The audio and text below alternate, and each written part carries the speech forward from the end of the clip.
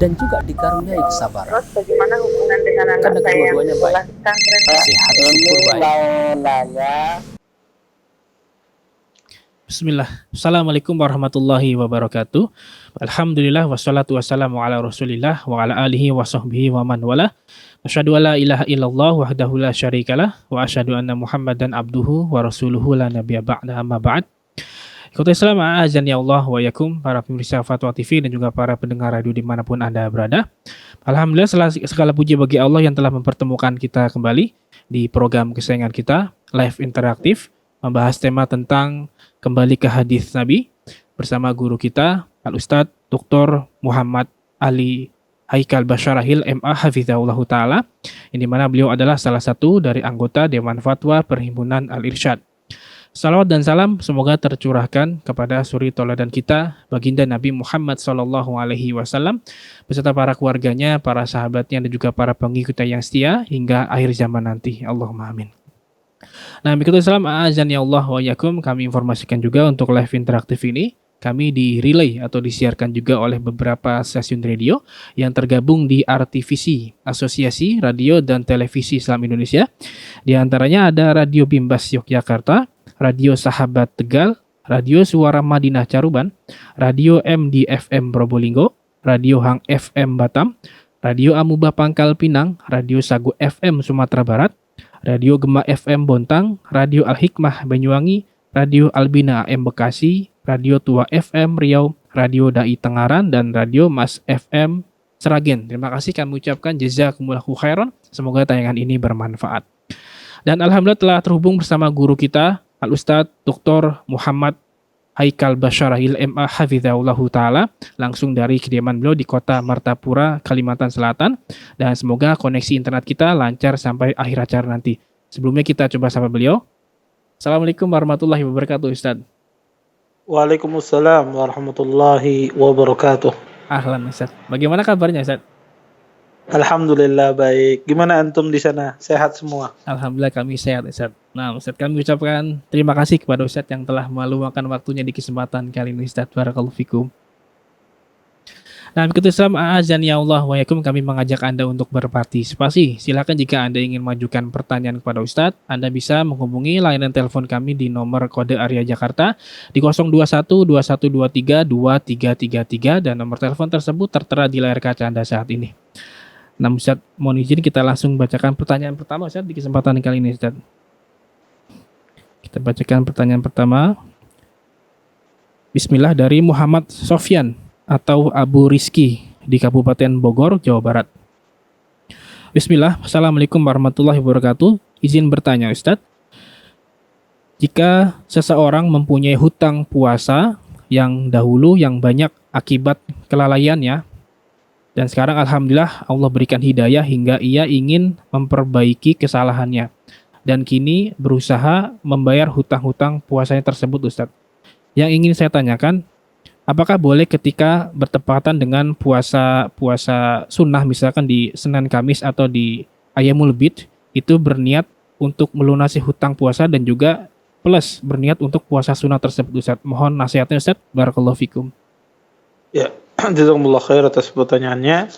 Mengenai masalah melunasi hutang puasa di Ayyamul Bid, ya, pada tanggal 13, 14, 15 dalam setiap bulan, boleh tidak digabungkan dengan membayar hutang puasa. Tentu masalah menggabungkan niat ini adalah permasalahan khilaf di kalangan para ulama. Terjadi khilaf yang sangat kuat di kalangan para ulama tentang masalah menggabungkan dua amalan di dalam satu niat. Berdasarkan pendapat yang rajih di kalangan para ulama, tidak boleh seseorang menggabungkan antara niat yang wajib, yaitu puasa, bayar hutang, karena itu adalah mengqadha puasa itu hukumnya wajib, mengqadha puasa utang itu hukumnya wajib, maka tidak bisa digabungkan dengan puasa sunnah, yaitu tanggal 13, 14, dan 15. Maka puasa itu adalah masing-masing, ya, ibadah tersendiri, ya, sehingga yang wajib ini tidak bisa digabungkan dengan sunnah. Maka kalau seperti yang ditanyakan tadi, maka dia qadha puasa wajibnya saja. Kalau sudah selesai baru dia berpuasa puasa sunnah. Wallahu taala alam. Baik, Ustaz, jazakallahu khairan wa barakallahu fikum atas jawaban dan penjelasannya. Demikian bertanya, semoga bisa difahami. Dan kita bacakan pertanyaan berikutnya dari Abdullah di Riau, Kota Pekanbaru. Assalamualaikum warahmatullahi wabarakatuh. Izin bertanya, Ustaz, bagaimana, apakah ada kiat-kiat, Ustaz, cara untuk menentukan apakah hari ini saya lebih banyak melakukan dosa atau mendapat pahala, ya Ustaz? Lalu apakah orang yang setiap harinya lebih banyak melakukan maksiat daripada amal ibadah sampai akhir hayatnya, kemudian kemungkinan besar dia masuk ke neraka, ya Ustaz? Mohon nasihatnya, Ustaz. Barakallahu fikum. Ya, jazakumullah khairan atas pertanyaannya. Bagaimana kiat-kiat menentukan hari ini lebih banyak berbuat pahala ataukah lebih banyak berbuat dosa? Lebih banyak berbuat amal soleh, apakah lebih banyak berbuat dosa? Tentu ya, seseorang tentu tidak akan bisa dia memperkirakan secara detail. Tetapi seseorang bisa dengan cara muhasabatun nafs, dia menghitung dirinya, ya dia mengingat yang dia kerjakan, ya mana yang lebih banyak, apakah perbuatan dosa lebih banyak sepanjang harinya ataukah perbuatan amal soleh. Maka caranya tentu dengan mengingat ya apa yang dia lakukan setiap harinya, ya apa yang dilakukan tadi pagi, apa yang dilakukan tadi siang, apa yang dilakukan tadi sore. Dengan cara mengingat seseorang, ya dia bisa memperkirakan ya hari ini banyak maksiat apa tidak. Ini poin yang pertama. Poin yang kedua yang ingin saya jelaskan, tentu bisa jadi seseorang mengira dia hari ini banyak beramal soleh, bisa jadi di sisi Allah Subhanahu wa taala perbuatan yang amal soleh yang dia kerjakan bisa jadi tidak diterima oleh Allah Subhanahu wa taala akibat tidak terpenuhinya syarat-syarat diterimanya sebuah amalan. Maka seorang muslim hendaknya setiap saat dia selalu takut bahwasanya dosa amalannya ya tidak diterima oleh Allah Subhanahu wa taala. Dia cemas ya bahwasanya amalannya jangan-jangan nanti tidak diterima oleh Allah Subhanahu wa taala. Takut dia, selalu dia cemas ya, tidak dia merasa bahwasanya amalannya itu diterima oleh Allah Subhanahu wa taala. Makanya kata Umar bin Khattab, kalau seandainya saya tahu saja satu doa saya dikabulkan oleh Allah Subhanahu wa taala, ya maka saya akan bahagia sekali. Kalau seandainya saya tahu saja ada satu amalan saya diterima oleh Allah, maka saya akan bahagia sekali. Ya, tapi kita tidak tahu amalan apa yang diterima oleh Allah Subhanahu wa taala. Bisa jadi amalan yang kita kerjakan tidak diterima. Maka seorang muslim ketika dia timbul perasaan cemas semacam ini, maka dia akan termotivasi terus untuk beramal. Ya saya nggak tahu, bisa jadi amalan yang saya kerjakan tidak diterima oleh Allah. Atau amalan ini yang mungkin saya anggap biasa-biasa saja, bisa jadi ini yang diterima oleh Allah Subhanahu wa taala. Sehingga dengan itu dia merasa beramal terus, ingin merasa beramal karena dia tidak tahu amalan mana yang diterima oleh Allah Subhanahu wa taala. Maka kalau ditanyakan caranya bagaimana menghitung dosa dan menghitung pahala amal soleh kita, maka dengan cara kita muhasabah, menghitung diri kita setiap harinya. Ya, mengingat-ingat apakah ada perbuatan dosa yang kita kerjakan. Kemudian ya seorang muslim, poin yang keduanya adalah seorang muslim harus dia merasa cemas ya. Ya dia bahwasanya amalannya jangan-jangan tidak diterima oleh Allah Subhanahu wa taala. Bukan bersuudzon, bukan berburuk sangka, tetapi ini menumbuhkan rasa takut, rasa khauf kepada Allah Subhanahu wa taala bahwasanya jangan sampai dia merasa maghrur, tertipu dengan amal soleh yang dia kerjakan sehingga dia mungkin tidak memperbanyak amal solehnya atau mungkin dia sombong di dalam amal solehnya. Maka ini tentu keliru. Kemudian pertanyaan berikutnya yang beliau tanyakan adalah kalau seandainya kita tahu ternyata yang banyak ya misalnya kita lakukan adalah perbuatan maksiatnya lebih banyak daripada amal solehnya, apakah tempatnya di neraka? Keyakinan Ahlussunnah wal Jamaah ya bahwasanya jika seorang manusia nanti di hari kiamat kelak ketika ditimbang amal solehnya, amal ibadahnya ketika ditimbang oleh Allah Subhanahu wa taala, maka jika seandainya timbangannya lebih berat kepada kejelekannya, kepada dosanya, maka orang tersebut berhak dimasukkan ke dalam neraka, diancam dengan neraka, tetapi semuanya di bawah kehendak Allah. Kalau Allah ingin menghukum dia, maka Allah hukum dia. Tetapi kalau Allah ingin memasukkan dia ke surganya langsung dengan rahmat Allah, maka Allah akan masukkan. Tetapi pada asalnya orang demikian itu akan diancam dengan neraka, akan dia layak untuk dimasukkan di neraka, tetapi semuanya sekali lagi di bawah kehendak Allah Subhanahu wa taala. Jika Allah ingin mengadab, Allah akan adab dia sesuai dengan kadar dosa yang dia lakukan. Kalau dia sudah bersih, maka Allah masukkan dia ke dalam surga. Wallahu taala alam. Baik, Ustaz, jazakallahu khairan wa barakallahu fikum atas jawaban dan penjelasannya. Demikian bertanya, semoga bisa difahami. Dan semoga Allah Subhanahu wa taala senantiasa memberikan kekuatan untuk kita untuk bisa beramal soleh. Allahumma amin. Nah, Ustaz, kita bacakan pertanyaan berikutnya. Ini dari Siti Umayyah di Kalimantan Timur, kota Samarinda. Bismillah, izin bertanya, Ustaz. Apakah termasuk sholat malam, sholat witir 1 rakaat, waktunya 10 menit lagi sebelum azan subuh, Ustaz? Apakah ada batasan waktu sholat malam, ya, Ustaz? Mohon penjelasannya, Ustaz. Barakallahu fikum. Ya, jazakumullah khair atas pertanyaannya. Pertama, sholat witir itu dimulai tentu ya setelah sholat isya. Ya, dimulai setelah sholat isya sampai sebelum terbit fajar atau sampai sebelum masuk waktu subuh. Maka kalau seandainya Anda sholat witir, walaupun subuhnya masih 10 menit lagi atau 15 menit lagi, maka tidak mengapa. Boleh melaksanakan sholat witir selama waktu subuh belum masuk. Karena akhir waktunya adalah masuknya waktu adzan fajar. Jika adzan masih belum masuk, maka Anda bisa melaksanakan sholat witir tersebut. Wallahu ta'ala alam. Nah, Ustaz, syukran barakallahu fikum atas jawaban dan penjelasannya. Demikian bertanya, semoga bisa difahami. Dan kita angkat pertanyaan via telepon pertama. Silakan. Assalamualaikum warahmatullahi wabarakatuh. Pak Waalaikumsalam Ustadz, warahmatullahi wabarakatuh. bertanya terkait masalah qiyamul lail ya, salat tahajud Pak Ustadz. Untuk tata cara pelaksanaannya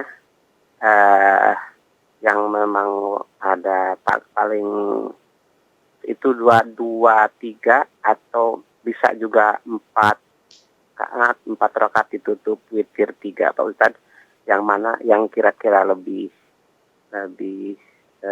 ada dalilnya Pak Ustadz ya. Itu yang pertama. Yang keduanya terkait masalah berdoa Pak Ustadz ya. Kalau kita berdoa meminta apa yang kita kehendaki gitu Pak Ustadz ya. Misalnya itu ada enggak misalnya tanda-tanda bahwa doa kita itu dikabulkan Pak Ustadz ya. Karena rasanya kadang-kadang terus berdoa ya, tapi kayaknya belum ada seolah-olah kayak belum dikabulkan Pak Ustadz. Rasanya begitu Pak Ustadz ya. Itu bagaimana ya Pak Ustadz kalau memang seperti itu atau memang harus tetap optimis atau bagaimana? Itu aja dulu Pak Ustadz. Terima kasih. Assalamualaikum warahmatullahi wabarakatuh. Waalaikumsalam warahmatullahi wabarakatuh. Nah, Ustaz. Ya. Silakan. Jazakumullah khair atas pertanyaannya. Pertama, masalah tentang tata cara sholat malam, sholat tahajud. Apakah dilaksanakan dengan cara 2-2-3 ataukah 4-4-3? Pertama, diriwayatkan dalam hadis Ibnu Umar, Nabi SAW pernah ditanya tentang sholat malam. Kemudian Nabi menjawab, sholatul lail masna-masna. Ya, Nabi SAW pernah ditanya tentang sholat malam, kemudian beliau menjawab, sholat malam itu dilaksanakan dengan 2-2. Maka para ulama mengatakan, ya jumhur ulama mengatakan bahwasanya afdalnya sholat tahajud itu dilaksanakan dengan 2-2 sebagaimana yang dicontohkan oleh Nabi SAW. Walaupun ada sebagian pendapat ulama mengatakan boleh dilaksanakan cara 4-4, tapi kebanyakan ulama dan ini pendapat yang paling rajih bahwasanya yang paling afdal itu adalah dilaksanakan dengan 2-2 karena berdasarkan keumuman hadis Nabi SAW, sholatul lail masna-masna, sholat malam itu 2-2. Maka hadisnya sifatnya umum, mencakup semua sholat malam, dan termasuk bagian dari sholat malam itu adalah sholat tahajud, kemudian sholat witir, sholat tarawih. Ini bagian dari namanya sholat malam. Kemudian masalah yang kedua, pertanyaan beliau adalah masalah ketika berdoa, kemudian beliau merasa tak kunjung-kunjung doanya dikabulkan oleh Allah Subhanahu wa taala. Terus gimana? Apa yang harus dilakukan? Terus bolehkah kita berprasangka misalnya doa saya tidak dikabulkan kayaknya, atau seperti apa? sikap yang benar bagi seorang muslim ketika doanya dia lihat tidak kunjung-kunjung dikabulkan. Bapak Ibu, ikhwan dan akhwat yang dimuliakan oleh Allah Subhanahu wa taala, ketika Anda berdoa kepada Allah Subhanahu wa taala, maka Anda harus yakin bahwasanya doa Anda pasti dikabulkan oleh Allah. Ya, Anda harus berhusnudzan, berbaik sangka kepada Allah Subhanahu wa taala bahwasanya doa Anda pasti diistijabah oleh Allah Subhanahu wa taala. Oleh karena itu, para ulama mengatakan bahwasanya disuruh seseorang itu berhusnudzan, berbaik sangka kepada Allah dalam setiap saat, terlebih-lebih di saat berdoa. Maka yang harus Anda yakini adalah, yang harus kita yakini bersama-sama adalah kita harus berhusnudzan, berbaik sangka kepada Allah bahwasanya doa seorang muslim itu pasti dikabulkan oleh Allah Subhanahu wa taala. Poin yang kedua, bahwasanya kalau kita berdoa kemudian ada doa kita kayaknya tidak diistijabah oleh Allah saat ini, kayaknya tidak ada. Misalnya dia berdoa meminta anak, sampai sekarang tidak kunjung-kunjung dikasih anak. Ya. Terus apakah doa saya tidak dikabulkan? Tidak. Seorang muslim ketika dia berdoa, 3 kemungkinannya. Seorang muslim ketika dia berdoa, 3 kemungkinannya. Dan doa Anda salah satu dari kemungkinan yang 3 ini. Yang pertama, Anda ketika berdoa kepada Allah, Allah Subhanahu wa taala kabulkan doa Anda. Apa yang Anda minta, Allah kabulkan doa Anda. Anda minta keturunan, Allah kasihkan bagi Anda keturunan. Anda meminta mungkin pekerjaan yang baik, pekerjaan yang halal, ya maka Allah kasihkan. Maka ini doanya bisa langsung dikabulkan. Kemungkinan pertama, doanya langsung Allah kabulkan ketika dia meminta kepada Allah. Kemungkinan yang kedua, ketika seorang berdoa adalah doanya tidak langsung dikabulkan, tetapi Allah Subhanahu wa taala simpan doanya nanti di hari kiamat kelak. Karena Allah tahu Anda butuh di hari kiamat kelak, ya, maka Allah simpan doa tersebut untuk Anda, untuk kepentingan Anda, sebagai pemberat timbangan Anda. Kemudian yang ketiga, kemungkinan seseorang itu berdoa, ya, doanya tidak dikabulkan oleh Allah Subhanahu wa taala ketika dia berdoa, maka bukan tidak dikabulkan, tetapi doa tersebut bisa jadi ya tidak langsung dikabulkan oleh Allah karena dia sebagai penebus musibah yang menimpanya, penghalang musibah yang akan menimpanya. Bisa jadi orang tersebut ditakdirkan ditabrak mobil pada hari tersebut. Akibat dia berdoa kepada Allah, ya, sebagai kafarah, ya, dari doanya tersebut Allah jauhkan dia dari musibah yang menimpanya. Oleh karena itu para ulama mengatakan bisa jadi doa tersebut kemungkinan ketiga adalah sebagai kafarah, ya, dari musibah yang menimpanya. Akibat doanya Allah jadikan musibah yang menimpanya tidak kena. Maka seorang muslim ketika berdoa, kemungkinan doanya terdiri dari 3 hal ini. Langsung dikabulkan, kemudian disimpan nanti di hari kiamat kelak, ataukah doanya tersebut sebagai penghindar dari musibah yang menimpanya. Wallahu taala alam. Ustaz, jazakallahu khairan wa barakallahu fikum atas jawaban dan penjelasannya. Demikian bertanya Bapak Abu Rizal di Kalimantan, semoga bisa difahami dan semoga urusannya dimudahkan oleh Allah Subhanahu wa taala. Nah, Ustaz, kita lanjutkan bacaan pertanyaan via website.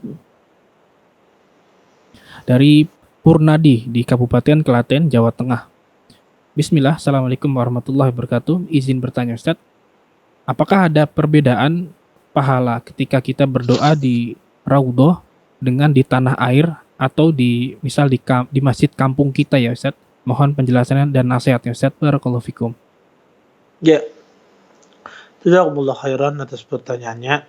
Tidak ada perbedaan berdoa di raudhah dengan berdoa di tempat yang lain atau di tempat bagian yang lain di Masjid Nabawi atau di luar Masjid Nabawi. Kenapa? Karena tidak ada dalil yang mengatakan berdoa di raudhah itu mustajab, tidak ada. Ya, satu-satunya keutamaan raudhah adalah yang disebutkan oleh hadis Nabi sallallahu alaihi wasallam, "Ma baina baiti wa mimbari raudhatun min riyadil jannah." Kata Nabi SAW, di antara rumahku dan mimbarku itu ada kebun dari kebun-kebun surga. Maka ini saja keutamaan raudhah. Adapun berdoa di sana mustajab, dikabulkan doanya, maka tidak ada dalil dalam masalah ini. Terus apakah sama saya berbeda? Apakah sama saya berdoa di raudhah, ya, kemudian atau saya berdoa dengan di masjid di kampung saya? Apakah sama? Kedua halnya sama. Tidak ada bedanya. Karena tidak ada tempat yang mustajab. Semua hadis yang berbicara tentang tempat yang mustajab, semua hadisnya adalah hadis yang lemah. Yang ada adalah waktu yang mustajab, waktu yang dikabulkan oleh Allah Subhanahu wa taala. Makanya kalau Anda perhatikan hadis-hadis Nabi sallallahu alaihi wasallam, makanya semuanya berbicara tentang masalah waktu. Ketika sepertiga malam, di waktu sujud terakhir, di waktu safar, di waktu tawaf, di waktu wukuf di Arafah, maka semuanya berkaitan dengan waktu, bukan dengan tempat. Maka waktu doa yang mustajab adalah berkaitan dengan waktu, bukan dengan tempat. Wallahu taala alam. Nah, Ustaz, syukron jazakallahu atas jawaban dan penjelasannya. Demikian bertanya, barakallahu fikum. Nah, Ustaz, kita bacakan berikutnya dari hamba Allah di Malaysia. Assalamualaikum warahmatullahi wabarakatuh. Izin bertanya, Ustaz. Selepas saya melakukan jima dengan istri, saya biasanya langsung mandi. Contohnya di pagi hari. Namun ketika mau sholat zuhur, ada keluar cairan.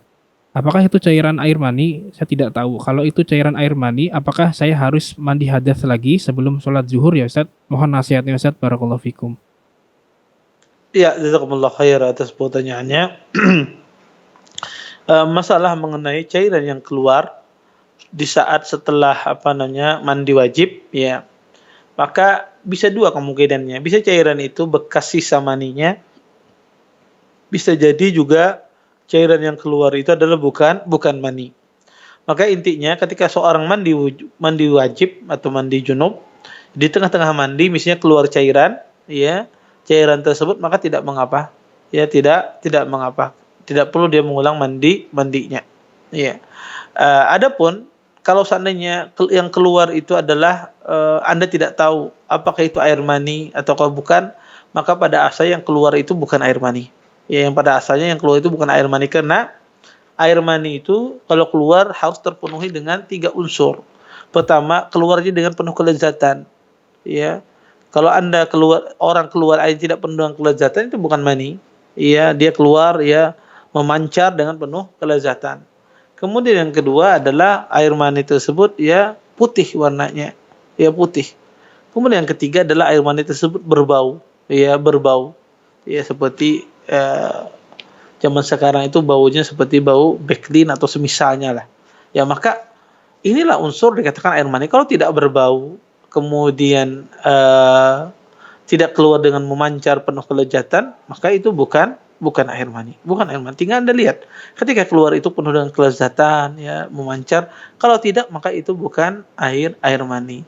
Maka Anda siram saja, tapi itu najis. Dia bukan air mani, tapi itu najis. Karena keluar dari 2 jalur itu sesuatu yang najis. Maka Anda siram saja, ya, bagian yang terkena air tersebut, ya, air yang keluar dari kemaluan tersebut, ya, siram, ya, kemudian tidak perlu mandi wajib. Wallahu taala alam. Syukron jazakallahu atas jawaban dan penjelasannya. Demikian yang bertanya semoga bisa difahami. Dan ikuti Islam azan ya Allah wa yakum, kembali kami mengajak Anda untuk berpartisipasi. Silakan jika Anda ingin mengajukan pertanyaan kepada Ustadz, Anda bisa menghubungi layanan telepon kami di nomor 021 2123 2333 dan dimohon nanti dikecilkan dahulu suara televisinya. Nah, Ustadz, kita lanjutkan bacaan pertanyaan berikutnya dari Haryono di Kabupaten Lampung Selatan. Bismillah, izin bertanya Ustaz. Apakah boleh bagi seorang ayah memberikan zakat kepada anak dengan syarat bahwa itu tidak mewajibkan terbebas dari kewajiban atasnya? Dari menukil hadis Yazid Ma'an bin Yazid bin Akhnas radhiyallahu anhu, ia ayahnya dan kakeknya termasuk dalam golongan sahabat.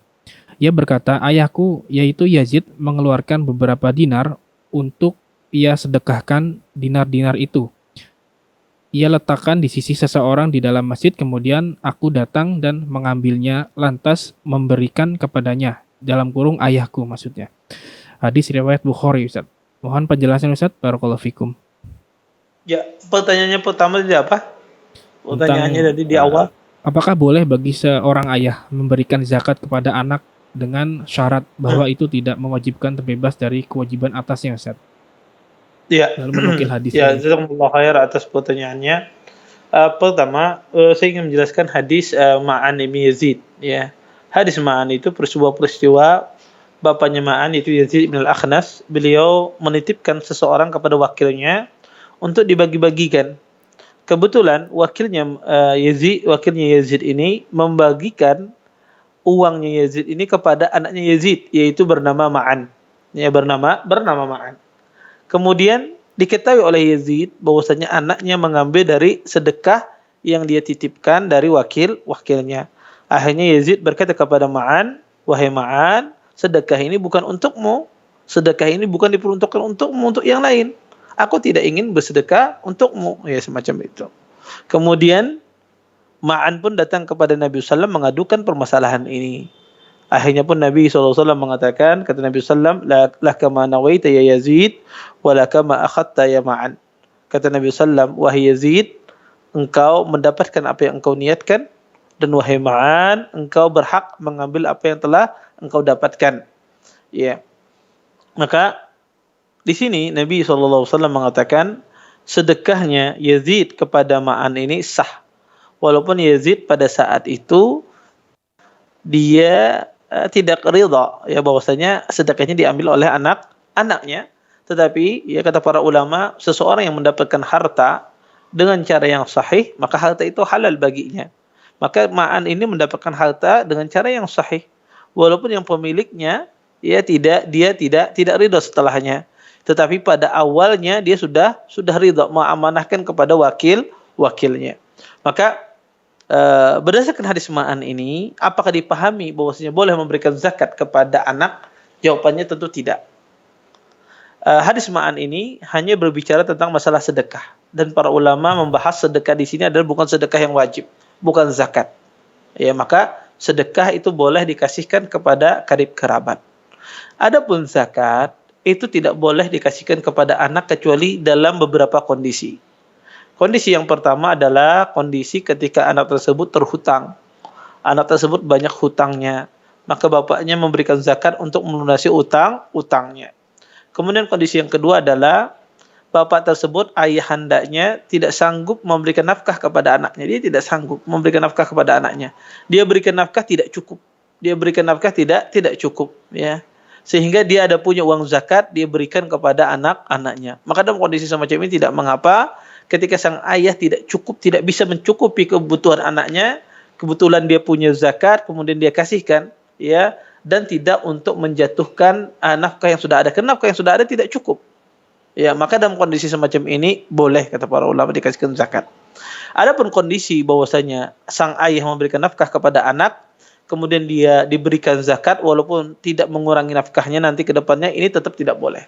Ini tetap tidak boleh apapun keadaannya, kecuali dua keadaan yang saya sebutkan tadi, ketika seorang anak tersebut terhutang atau seorang ayah memberikan nafkah tidak cukup kepada anaknya sehingga perlu dibantu dengan uang zakat, maka ini insyaallah tidak mengapa. Wallahu taala alam. Nah, Ustaz. Jadi boleh ketika benar-benar membutuhkan, ya Ustaz, gitu ya Ustaz ya. Ketika ya sang ayah tersebut memberikan nafkah tapi nafkahnya tidak cukup untuk anaknya, maka dia kasihkan dari uang zakat, ya. Karena anaknya fakir, ya, tidak cukup ya uang nafkah yang diberikan ayahnya. Berbeda kalau seandainya ayahnya itu mampu tapi dia tidak memberikan nafkah yang cukup, maka ini lain masalahnya.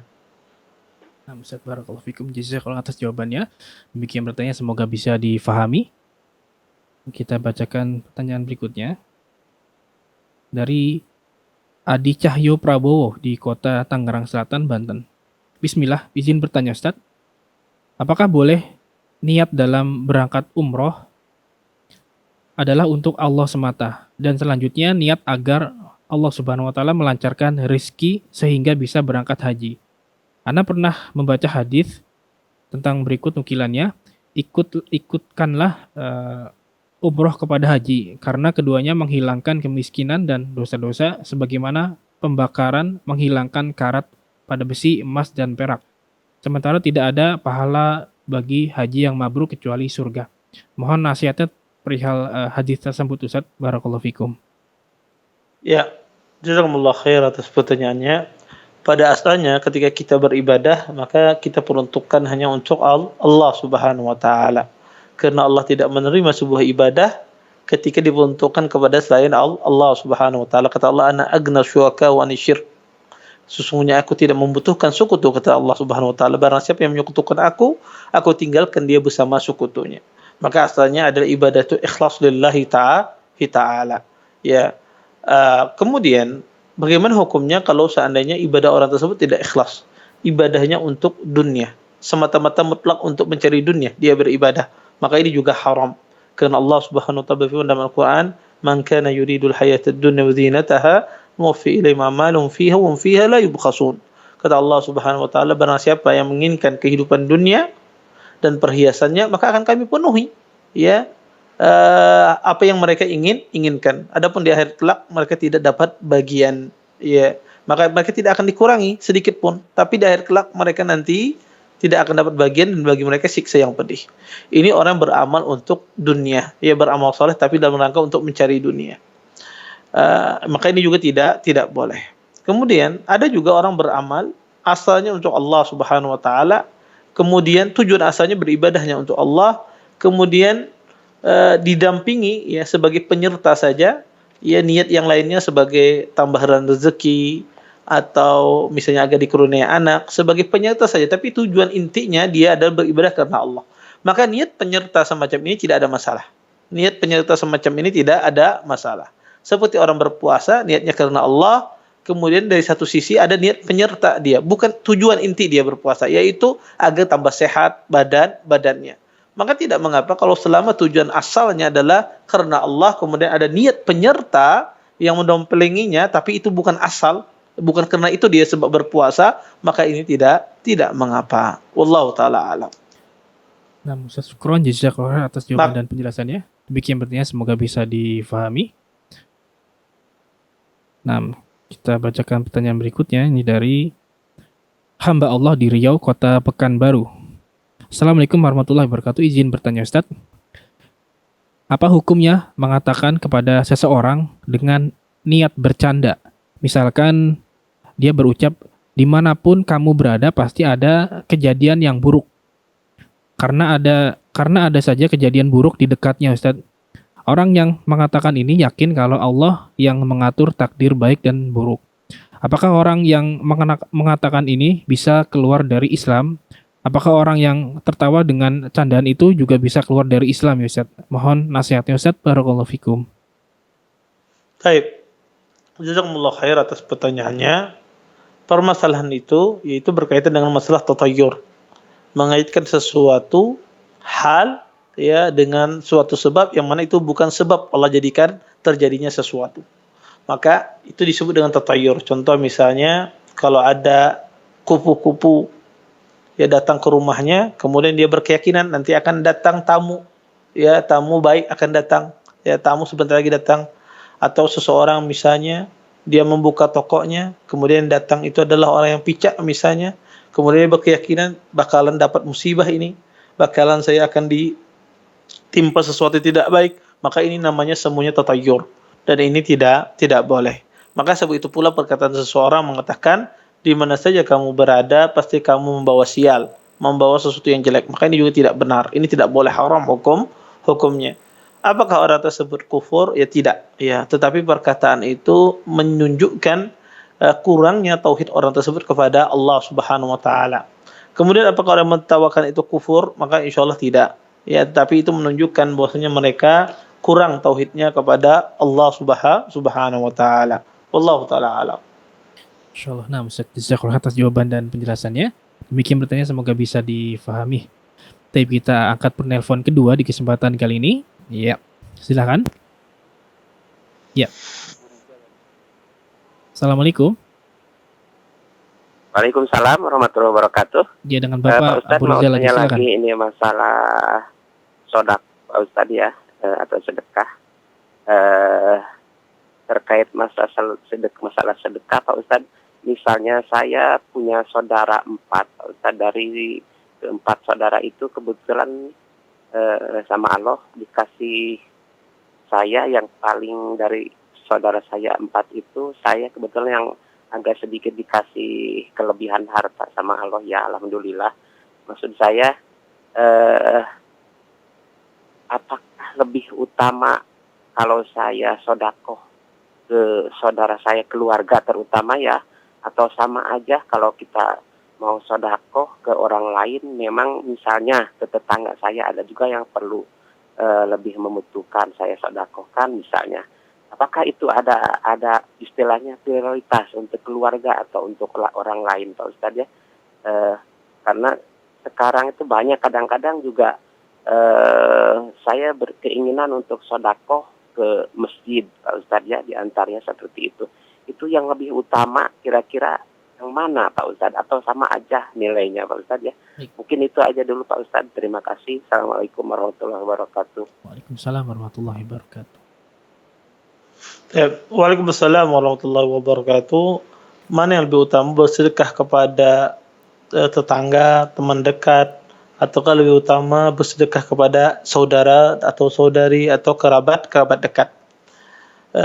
Ikhwan dan akhwat yang dimuliakan Allah Subhanahu wa taala, pemirsa Fatwa TV dimanapun Anda berada, bahwasanya bersedekah ya dengan keluarga, menyumbang dengan keluarga itu lebih besar pahalanya di sisi Allah ketimbang kita bersedekah dengan selain mereka.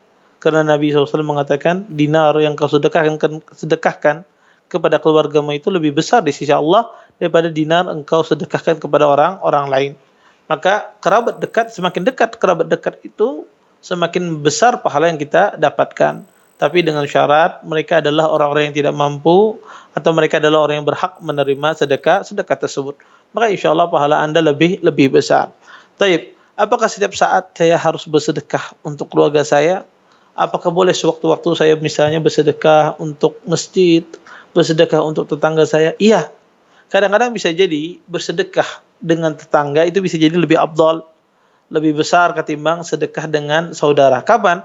Ketika saudara tidak membutuhkan, sedangkan tetangga itu sangat membutuhkan, ya butuh ditolong, ya bisa jadi kondisi semacam ini Anda bersedekah dengan tetangga Anda itu lebih besar pahalanya dengan saudara Anda. Kenapa? Karena saudara Anda tidak membutuhkan. Maka seorang muslim melihat dan menimbang sebuah maslahat. Ya, apakah bersedekah di masjid itu kalah besarnya dengan bersedekah dengan kerabat? Kita jawabannya tentu tidak. Tapi semuanya ini berkaitan dengan maslahat. Pada asalnya iya, kita bersedekah kepada kerabat kita. Tapi bisa jadi bersedekah di masjid itu bisa jadi lebih afdal. Kenapa?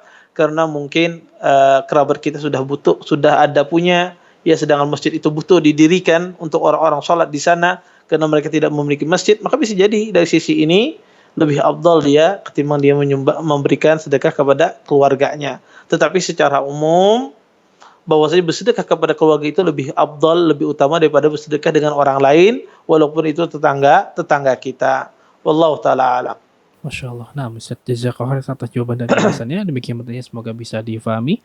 Dan kita angkat penelpon ketiga di kesempatan kali ini. Silakan. Iya. Assalamualaikum warahmatullahi wabarakatuh. Waalaikumsalam warahmatullahi wabarakatuh. Waalaikumsalam. Silakan Om Yodi. Iya. Assalamualaikum Ustaz.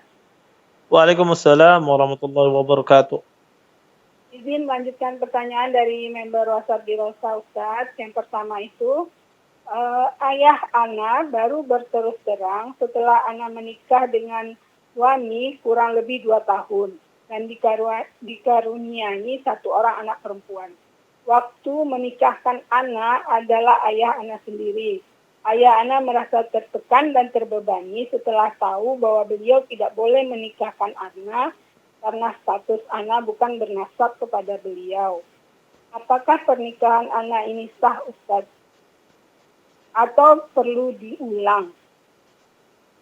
Yang keduanya Ustaz, Ana punya saudara qadarullah sebelum nikah hamil duluan. Apakah menikah di saat dia sedang hamil, hukum nikahnya itu tidak sah? Apakah harus dilakukan akad nikah ulang? Jika pernikahannya tidak sah, sekarang ini anaknya sudah usia 9 tahun dan sudah mempunyai 2 orang anak. Bagaimana solusinya Ustaz? Ya. Baik. Udah Ustaz, itu aja. Ya, terima kasih Om Yodi. Ya. Barakallahu fikum. Jazakallah khairan. Ya. Assalamualaikum. Ya. Assalamualaikum Ya, warahmatullahi wabarakatuh. Waalaikumsalam.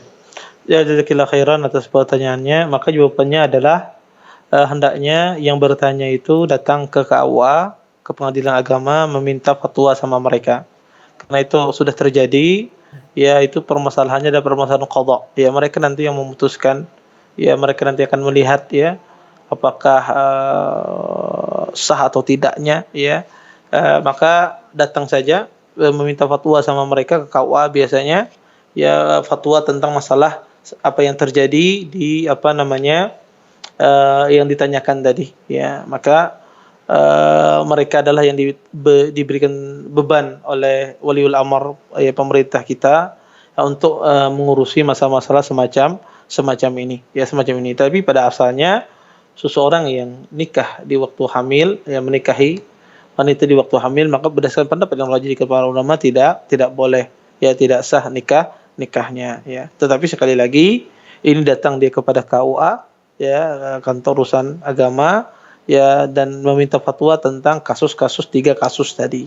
Terus apa yang mereka putuskan, maka itulah mungkin sesuatu yang paling baik untuk orang-orang tersebut. Wallahu taala a'lam. Nah, Ustaz, barakallahu fikum, jazakallahu atas jawaban dan ya penjelasannya. Demikian Ummu Yodi, semoga bisa difahami, barakallahu fikum. Tapi Ustaz, masih ada waktu, kita bacakan pertanyaan berikutnya dari Nur Arifah di Kabupaten Magelang, Jawa Tengah. Assalamualaikum warahmatullahi wabarakatuh. Izin bertanya Ustaz, jika seorang suami meminjam uang di bank konvensional untuk modal usaha, apakah si istri sudah mengingat, padahal si istri sudah mengingatkan, akan tetapi suami tetap masih pinjam dari bank tersebut. Apakah anak dan istrinya ini ikut menanggung dosa dan terkena akibatnya nanti ya Ustaz? Mohon nasihatnya Ustaz, barakallahu fikum. Wa fikum barakallah. Ya, jazakumullah khair atas pertanyaannya. Pertama, ya, sang istri insya Allah tidak berdosa dan anak pun juga tidak ikut berdosa ketika sang suami ini melakukan pinjaman di bank konvensional atau pinjaman dengan cara riba. Maka insya Allah dia tidak menanggung dosa kalau dia sudah mengingatkan. Taib, apakah sang istri dan anak boleh memakan dari harta riba tersebut? Maka insya Allah tidak mengapa selama sebatas keperluan mereka. Ya, mereka makan dan mengambil sebatas keperluan mereka. Adapun lebih dari itu tidak boleh. Maka kalau sebatas keperluan mereka, kebutuhan hajat pokok mereka, maka insya Allah tidak mengapa dan mereka tidak menanggung dosa. Wallahu taala alam. Nah, Ustaz, jazakallahu atas jawaban dan penjelasannya. Demikian pertanyaan, semoga bisa difahami dan kita angkat pertanyaan keempat di kesempatan kali ini. Silakan. Assalamualaikum Pak Ustaz. Waalaikumsalam warahmatullahi wabarakatuh. Waalaikumsalam warahmatullahi wabarakatuh. Ibu Lina di Jambi, silakan Ibu. Ya begini Pak Ustaz. Ini tentang masalah salat taubat Pak Ustaz. Ya. Kalau begini, kalau salat taubat sesuai dengan tuntunan Nabi Muhammad SAW, bagaimana cara zikirnya dan doanya Pak Ustaz? Gitu aja Pak. Baik. Ya. Terima kasih Bu Lina. Assalamualaikum. Waalaikumsalam. Ya. Jazakumullah khair atas pertanyaannya. Pertama, tentang masalah salat taubat, ulama berselisih. Apakah ada salat taubat ataukah tidak ada? Sebagian ahlu ilm membawa bahwasanya tentang salat taubat itu adalah salat sunnatul wudu. Salat sunnatul wudu. Sebagian lagi mengatakan bahwasanya salat taubat itu ada. Ya, intinya kalau bagi yang mengatakan salat taubat itu ada, dia salat sunnah 2 rakaat saja. Salat sunnah 2 rakaat. Kemudian apakah ada zikir tertentu? Tidak ada. Ya, apakah ada wirid tertentu? Tidak ada. Tetapi dia meminta kepada Allah, memohon kepada Allah agar diampuni semua dosa-dosanya. Tetapi sebagian ahlu ilm memandang bahwa salat taubat itu tidak ada. Yang ada disebutkan dalam hadis tersebut adalah salat yang berkaitan dengan salat sunnatul wudu. Wallahu ta'ala a'lam, terjadi khilaf 2 pendapat di kalangan para ulama, tetapi tidak ada zikir khusus atau wirid khusus tentang masalah salat taubat. Tetapi seorang memperbanyak istighfarnya, minta ampun kepada Allah Subhanahu wa taala. Wallahu taala alam. Nah, Ustaz, syukron jazakallahu atas jawaban dan penjelasannya. Demikian pertanyaan, semoga bisa difahami. Dan kita bacakan pertanyaan berikutnya Ustaz. Dari Fulanah di Kota Palembang, Sumatera Selatan. Assalamualaikum warahmatullahi wabarakatuh. Izin bertanya Ustaz, bagaimana menasehati orang tua ana yang masih terjatuh dalam perbuatan kesyirikan, sedangkan beliau masih sholat dan puasa. Namun keyakinannya masih seperti keyakinan orang-orang dulu yang mudah percaya dengan dukun dan lain-lain misalkan. Mohon nasihatnya Ustaz, barakallahu fikum. Ya, jazakumullah khairan atas pertanyaannya. Bagaimana menasihati orang tua yang terjerumus ke dalam kesyirikan tapi beliau masih sholat, masih melaksanakan syariat-syariat Islam yang lainnya? Pertama, cara menasihati orang tua yang terjerumus dalam hal-hal yang berbau kesyirikan, pertama adalah diajari mereka. Ya, diajar mereka tentang tauhid. Ya, pelan-pelan diajari. Ya, dari hal yang dasar, dari hal yang sangat sederhana, maka diajarkan. Maka kalau diajarkan dia tauhid dengan pelan-pelan, maka insyaallah dia akan menjauh daripada kesyirikan. Kemudian yang kedua adalah disuruh beliau menuntut ilmu. Disuruh beliau untuk sering-sering menuntut ilmu. Ya, karena semakin orang dekat dengan ilmu, semakin jauh dari kesyirikan. Semakin orang itu jauh dari ilmu, semakin dekat dengan kesyirikan. Orang semakin dia menuntut ilmu, sering menuntut ilmu, maka semakin jauh dia dari kesyirikan. Tapi semakin dia jauh dari ilmu, semakin dekat dia dengan kesyirikan. Hal ini dijelaskan oleh Abdullah bin Abbas ketika menafsirkan ayat ya tentang bahwasanya dulu zaman Nabi Nuh ya ada lima orang alim, 5 orang yang terpandang yang pada asalnya mereka membuat patung untuk menghormati saja, terus ya berkembang sehingga disembah patung ini. Ya Lat, ya kemudian Suwa, ya Yaghus, Ya'uq wa Nasra. Ya maka pada asalnya ingin dipuja, ingin mengenang saja. Kemudian berkembang sampai disembah. Kemudian generasi setelahnya itu dia menyembahnya. Ibnu Abbas mengatakan bahwasanya ketika orang tersebut, kata Ibnu Abbas, ketika jauh dari ilmu. Berdasarkan ini, ya para ulama mengatakan bahwasanya orang yang dekat dengan ilmu, maka dia akan otomatis akan jauh dari kesyirikan. Orang yang jauh dari ilmu berarti orang itu sedang mendekati kesyirikan. Ya maka obatnya adalah beliau belajar menuntut ilmu. Kemudian yang ketiga adalah doakan beliau. Ya doakan beliau di salat Anda, di dalam sujud Anda, doakan beliau kebaikan untuk beliau agar terhindar daripada kesyirikan. Dan terakhir adalah bentuk lingkungan yang baik. Ya, lingkungan yang baik ya, sehingga kalau lingkungan yang baik itu menjadikan orang tersebut akan menjauh daripada kesyirikan. Kemudian terakhir adalah ya lakukan semua wasilah ya sarana untuk mendakwahi beliau. Entah itu ya dikirimi video-video yang menarik tentang masalah agama ya di WhatsApp-nya beliau. Entah itu dikasih buku-buku agama yang menjelaskan tentang masalah tauhid, yang kemudian yang menjelaskan tentang haramnya pergi ke dukun dan seterusnya. Maka mudah-mudahan dengan sarana-sarana yang kita lakukan semuanya, beliau mendapatkan hidayah dan beliau ya tahu bahwasanya itu adalah sesuatu yang diharamkan oleh Allah Subhanahu wa taala. Wallahu taala alam. Ustaz, jazakallahu atas jawaban dan penjelasannya. Demikian yang bertanya semoga bisa difahami. Nah, Ustaz, masih ada waktu, mungkin kita bacakan satu pertanyaan lagi, Ustaz. Masih ada 7 menit. Nah, dari Baik Maini di Nusa Tenggara Barat, Kabupaten Sumbawa Barat. Bismillah, izin bertanya, Ustaz. Bolehkah kita menyimpan foto orang yang sudah meninggal dunia? Misalnya kita taruh di album atau di galeri HP. Jika kita rindu atau kangen, kita bisa melihat foto tersebut lalu mendoakannya. Hanya sebatas menyimpan, tidak untuk meratapi. Apakah ini diperbolehkan, Ustaz? Mohon nasihatnya, Ustaz. Barakallahu fikum.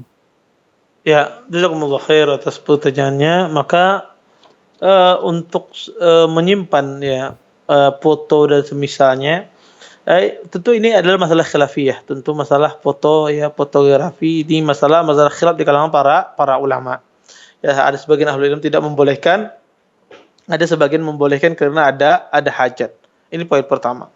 Poin yang kedua, ya kalau seandainya tujuannya dia mengingat tersebut ya untuk menyimpan fotonya untuk mengingat, dan dia termasuk orang yang meyakini bahwasanya boleh berfoto, ya insya Allah tidak mengapa. Kalau dia sebagai kenang-kenangan dan seterusnya, maka insya Allah tidak mengapa. Kalau dia adalah orang yang berkeyakinan bahwasanya foto itu tidak mengapa. Maka kalau sebatas itu saja, ya melihat ya di HP, ya di albumnya, ya pernah ini ada dulu abi saya, ini umi saya, maka insya Allah tidak mengapa. Ya kalau sekedar itu bagi yang memandang bahwa foto itu adalah halal, foto itu adalah diperbolehkan. Tapi tentu yang bagi yang memandang tidak boleh, foto itu haram, maka dia tidak boleh menyimpan tersebut. Wallahu taala alam.